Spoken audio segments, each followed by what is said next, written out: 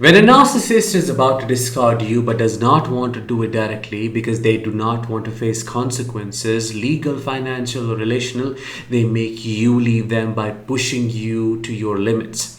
Hi, I am Danish, a narcissistic abuse recovery professional, and in this episode, we're going to talk about 4 things that narcissists do to make you leave them when they can't leave you. Before we get started, please make sure that you're subscribed to this channel by pressing the subscribe button and push that bell icon to stay updated. Also, if you are listening to this episode on a podcast channel, please make sure to subscribe and follow as well. Let's get started. Number 1. They project you as the perpetrator. Narcissists are so deceitful and underhanded that they leave you wondering what hit you. They convince that you are the root cause of every problem in the relationship. Everything is your fault and justify their abusive treatment on the basis of same. They also control the narrative and make you believe that it is your fault and you made them do it. They blame you for everything and assign blame and shame to you to make themselves feel better, right, and most importantly, make them look like a victim in front of their new supply.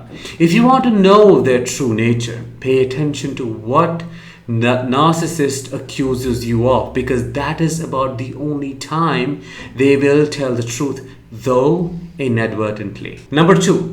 Aggression increases, reaches to a max and crosses all limits. If you choose to leave the narcissist while they still want you, they may love bomb you. But when they want you to leave them, the end game can be scary and dangerous. They may start pushing your buttons by destroying your possessions, striking objects near you to terrorize you into obedience, intimidating you by threats of physical harm or harming your pet, a family member, or even your children.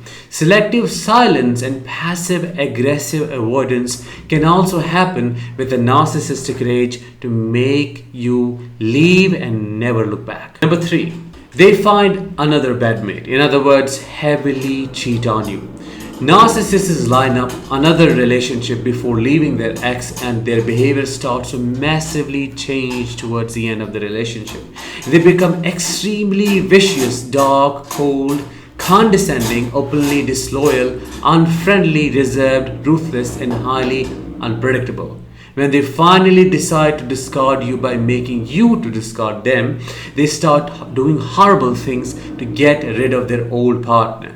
The saddest part of narcissists breaking up with you is that they dump you without giving any form of closure, with no regret, guilt, shame, or grief. Before we move to the number 4, were you discarded or reverse discarded by the narcissist? Drop your experiences in the comments below.